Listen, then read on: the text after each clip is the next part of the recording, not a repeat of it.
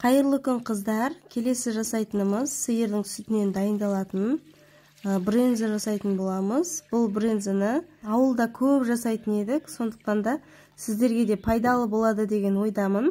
Қараңыздар, енді мен бүгін 5 литрден де көп сүт құйдым, өйткені брензаны молдау сүтпен жасаған жақсы, сонда көп алатын боламыз. Кемінде 7-8 литрдей сүт құйылды. Енді осыны дәл ірімшіктегідей осылай араластырып тұрып, қасынан кетпей, кішкене жылығаннан кейін газдың астын сөндіріп қоюды ұмытпаңыздар.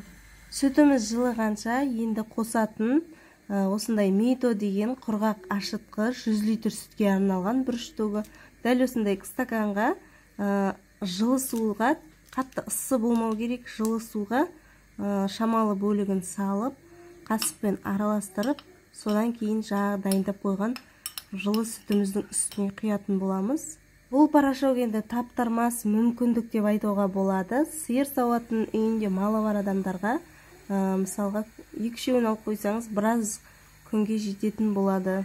Енді сүтімізге арналған ашытқымызды құйдық. Енді жарты сағатқа ұйығанша сүтіміз жақсылап қақпағын жауып, кемінде жарты сағат, 1 сағатқа қойып алсаңыздар болады.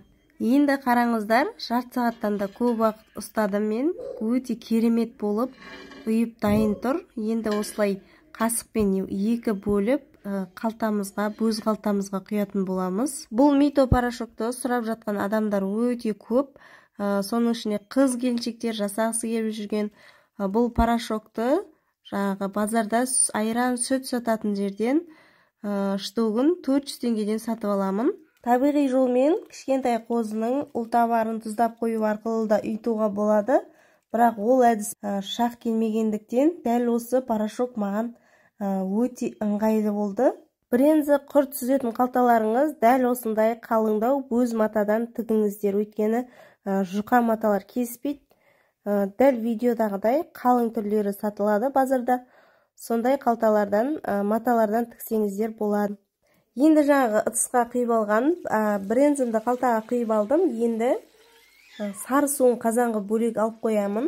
Бұл сары суды бренза дайын болғаннан кейін ішіне молдау қылып тұз салып, дайын болған брензалерді ішіне 5-6 сағатқа салып қойсаңыздар, тұзды судың ішіне өте керемет болып сіңіп тұрады тұзы. Не болмаса, мен сияқты тек бренза дайын болғаннан кейін бетіне тұз шашуға да болады. Бірақ дәл осы әдіспен тұзы жақсы сіңеді.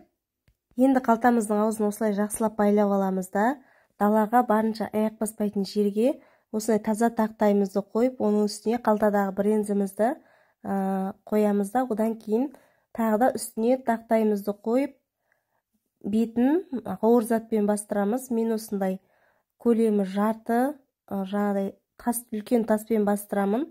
Өйткені қанша ауыр болған сайын сары суы тез шығатын болады. Жеңіл заттан ол дұрыс су шықпай қалады. Неге қараңыздар, мен кемінде 9-10 сағат ұстадым тастың астында. 7-8 сағаттан да алуға болады. Керемет болып, дайын болып шықты. Міне енді сөз жоқ, өте керемет болып шықты. Қонақтарыма көп қылып жасап, көбіне морозильникке сақтап қоямын. Көбіне алыста тұратын апаларым осы мен жасап жатқан табиғи өнімдеріме қызыққан кезде морозильникке жинап, құрт, балғайма, ірімшік брензалердің барлығын бір жақсысы осылай морозильникке сақтауға болады. Солай сақтап, көп қылып жинап, салып жіберемін. Өте дәмді болып шықты деп алғыстарын айтып жатады. Сіздерге де анық етіп түсіндіруге тырыстым. Барынша осы видеом пайдалы болады деген ойдамын. Түсінбей қалған жерлеріңіз болса, оны да сұрауларыңызға болады. Барлығына жауап беруге тырысамын. Неге енді брензамызды кесіп дайындап тұздаймыз? Басында айтып өткендей, тұзды суға да салып қоюға болады, бетіне шашып қоюға да болады. Нағыз қатты тұзды қылып жегелеріңіз келсе, сары суын төкпей алып қойып, ішіне молдау қылып тұз салып, 4-5 сағатқа, кемінде көптеу сағатқа осылай тұзды суға салып қойсаңыздар, керемет сіңіп тұрады. Енді кесіп алғаннан кейін осылай асты үстіне молдау қылып тұз шашып қойыңыздар. Сонда тұзы сіңіп жақсы болып тұрады. Барлықтарыңызға сәттілік. Менің мастер-классым сіздерге пайдалы болады деген ойдамын. Әр апта сайын әр түрлі рецептлермен бөлісіп отырамын. Сондықтан да менің парақшама тіркеліп, ұнаса лайк басып, түсінбеген жерлеріңізді төмендегі комментарий бөліміне жазып қалдыруларыңызға болады.